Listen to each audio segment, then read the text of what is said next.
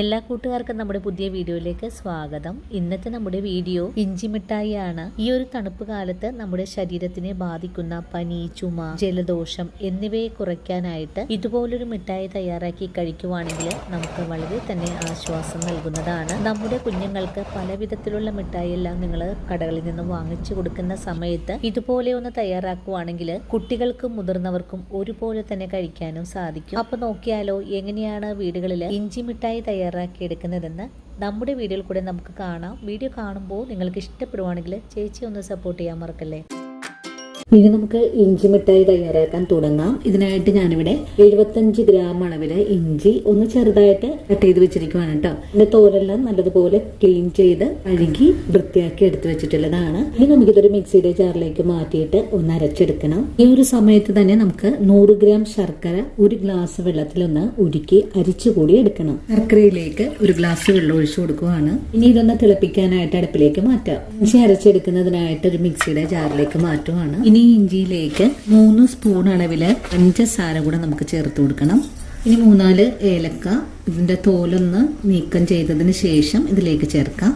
ഏലക്കയും ചേർത്ത് കഴിഞ്ഞാൽ ഒരു തുള്ളി വെള്ളം ചേർക്കാതെ തന്നെ നമുക്കിത് നന്നായിട്ട് തന്നെ അരച്ചെടുത്തിട്ട് വരാം. അങ്ങനെ നമ്മുടെ ശർക്കര നല്ലോണം തന്നെ ഉരുകി വന്നിട്ടുണ്ട്. നമുക്കിതൊന്ന് താഴേക്ക് ഇറക്കി വെച്ച് കൊടുക്കാം. ഈ സമയത്ത് നമ്മുടെ ഇഞ്ചിയും ഞാനിതുപോലെ ഒന്ന് അരച്ചെടുത്തിട്ടുണ്ട്. ഇനി ഒരു പാൻ അടുപ്പിലേക്ക് വെച്ച് കൊടുക്കാം. പാനിലേക്ക് നമ്മൾ അരച്ചെടുത്തിട്ടുള്ള ഇഞ്ചി ചേർക്കാം. ഇനി മിക്സിയുടെ ജാറ് കഴിയിട്ട് 1/2 ഗ്ലാസ് വെള്ളം കൂടെ ഒഴിച്ചു കൊടുക്കാം. ഇനി നമുക്ക് ഇഞ്ചി നല്ലതുപോലെ ഒന്ന് ഇളക്കി യോജിപ്പിച്ചു കൊടുക്കാം. ഇഞ്ചി ഒന്ന് തിളച്ച് വരുമ്പോഴേക്കും നമുക്കിതിലേക്ക് ശർക്കര ഉരുക്കി ഒഴിച്ചു കൊടുക്കാം. അങ്ങനെ ഇപ്പോൾ ഇഞ്ചി തിളച്ചു തുടങ്ങിയിട്ടുണ്ട്. ഇനി നമുക്കിതിലേക്ക് ശർക്കര പാനി ഒഴിച്ചു കൊടുക്കാം. ശർക്കര പാനി ഒഴിച്ചു കഴിഞ്ഞാൽ പിന്നെ നല്ലതുപോലെ ഇളക്കി യോജിപ്പിച്ചു കൊടുക്കാം. ശർക്കര പാനിയിൽ കിടന്ന് ഇഞ്ചി നല്ലതുപോലെ തിളച്ച് ഒന്ന് കുറുകിയ പാകത്തിലേക്ക് ആയി കിട്ടണം. അതുവരെയും നമുക്ക് തിളപ്പിച്ചെടുക്കാം. ഈ സമയത്ത് ഇതിലേക്ക് ഒരു നുള്ളു ഉപ്പും കൂടി ചേർക്കുന്നുണ്ട്. വീണ്ടും നല്ലോണം ഇളക്കി കൊടുക്കാം. ഇതെല്ലാം തിളച്ച് നല്ല കുറുകിയ പാകത്തിലേക്ക് ഒന്ന് ആയി കിട്ടണം. അതുവരെയാണ് നമുക്ക് ഇളക്കി തിളപ്പിച്ചെടുക്കേണ്ടത്. ഇപ്പോ ശർക്കര പാനിയും കൂടെ ചേർത്ത്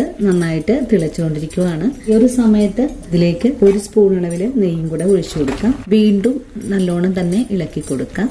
നല്ലോണം തിളച്ചുകൊണ്ടിരിക്കുന്ന ഈ ഒരു കൂട്ടിലേക്ക് 1/4 ടീസ്പൂൺ അളവിലും പകുതിയായിട്ട് മഞ്ഞൾപ്പൊടി കൂടെ ചേർക്കണം. വീണ്ടും ഇളക്കി കൊടുക്കാം. അരികുഭാഗത്തു നിന്നെല്ലാം നല്ലോണം ഒന്ന് ചേർത്ത് കൊടുത്ത് വേണം ഇളക്കി കൊടുക്കാനായിട്ട്.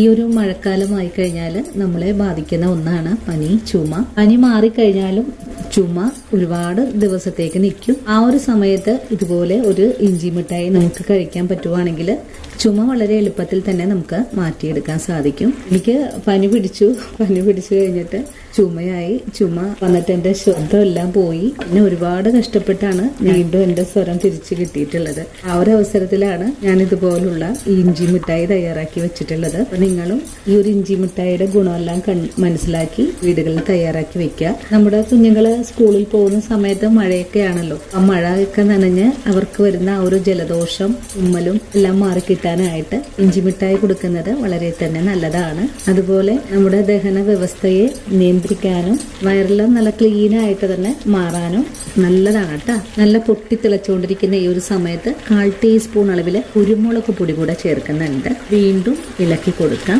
ഒരു ജാം പരുവത്തിലേക്ക് ആയി വന്നിട്ടുണ്ട്. ഇത്രയും പോരാ, ഒന്നുകൂടെ നല്ലോണം തന്നെ വറ്റിക്കിട്ടണം. അതുവരെയും നമുക്ക് വഴറ്റിയെടുക്കാം. ഇഞ്ചി തുള്ളി തിളച്ചെല്ലാം കഴിഞ്ഞിട്ടുണ്ട്. ഇതുപോലെ ഒന്ന് കട്ടിയായി തുടങ്ങിയിട്ടുമുണ്ട്. ഇതിന്റെ പാകം കറക്റ്റ് ആക്കാനായിട്ട് നമുക്കൊരു നുള്ള് ഇഞ്ചി മിഠായിയുടെ കൂട്ട് കുറച്ച് തണുത്ത വെള്ളത്തിലേക്ക് ഒന്ന് ഇട്ട് നോക്കാം. കൂട്ട് ഓക്കെ ആയിട്ടില്ല. കുറച്ചു നേരം കൂടെ നമുക്ക് ഇതുപോലെ തന്നെ ഒന്ന് വരട്ടിയെടുക്കാം. ഇപ്പോ നമ്മള് ഈ ഒരു ഇഞ്ചി മിഠായി കൂട്ട് ചെറിയ തീയിൽ വെച്ചിട്ട് ഇളക്കി യോജിപ്പിക്കാൻ തുടങ്ങിയിട്ട് 1/2 മണിക്കൂറായിട്ടുണ്ട് കേട്ടോ.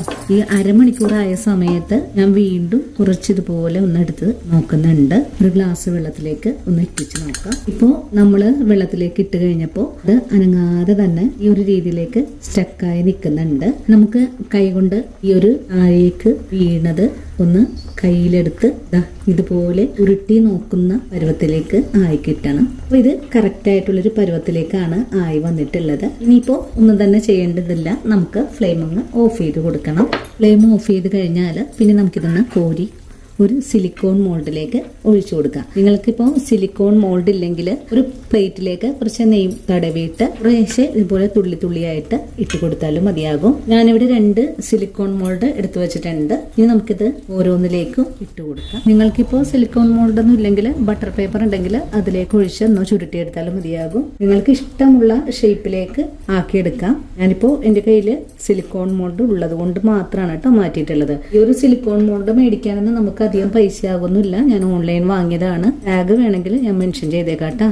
അങ്ങനെ നമ്മുടെ ഇഞ്ചി മിഠായിയുടെ കൂട്ട് ഞാൻ 4 ട്രേയിലേക്കാണ് ഒഴിച്ചിട്ടുള്ളത്. ഉണ്ടാക്കി ഒരു അരമണിക്കൂർ കൊണ്ട് തന്നെ ഇതെല്ലാം നന്നായിട്ട് തന്നെ സെറ്റായി കിട്ടും. ഇനിയിപ്പോൾ ഒന്ന് സെറ്റായി വരാനായിട്ട് നമുക്കൊന്ന് വെയിറ്റ് ചെയ്യണം. ഇതുപോലെ ചെയ്തെടുക്കാനൊന്നും ഒരു ബുദ്ധിമുട്ടും ഇല്ല. ഈ ഒരു മോൾഡിലേക്ക് നമ്മൾ ഈ ഒരു ബാറ്റർ ഒഴിച്ചു കൊടുക്കുന്ന സമയത്ത് ഇതിന്റെ മേലെ നമ്മൾ ഒന്നും തന്നെ വെച്ച് മൂടി വെക്കരുത്. മൂടി വെക്കുവാണെങ്കിൽ ഇതിന്റെ മേലേക്ക് ഒട്ടിപ്പിടിക്കാൻ സാധ്യത വളരെ കൂടുതലാണ്. ഇനിയിപ്പോൾ ചൂടാറി വന്നിട്ടുള്ള മിഠായി എല്ലാം ഞാനിതുപോലെ ഒന്ന് അടർത്തിയെടുക്കുന്നുണ്ട്. അടർത്തിയെടുക്കാനൊന്നും ഒരു ബുദ്ധിമുട്ടുമില്ല. വളരെ എളുപ്പത്തിൽ തന്നെ നമുക്ക് അടർത്തിയെടുക്കാനും സാധിക്കുന്നുണ്ട്. ഈ ഒരു രീതിയിലേക്ക് നമ്മൾ ഒഴിച്ചു കൊടുക്കുന്ന സമയത്ത് മിഠായിയുടെ അരികു ഭാഗത്തൊക്കെ ഒന്ന് ഒട്ടിപ്പിടിച്ചതെല്ലാം അടർത്തി നമുക്ക് മാറ്റാവുന്നതാണ്. അങ്ങനെ ഈ ഒരു മഴക്കാലത്ത് നമ്മുടെ തൊണ്ടയെ ബാധിക്കുന്ന അസുഖങ്ങളെ ചെറുക്കുന്നതിനായിട്ട് നമുക്ക് എല്ലാവർക്കും വളരെ സിമ്പിളായിട്ട് ഉണ്ടാക്കിയെടുക്കാൻ പറ്റുന്ന ഇഞ്ചി മിഠായി നിങ്ങൾ എല്ലാവരും വീടുകളിൽ തയ്യാറാക്കി വെക്കണേ.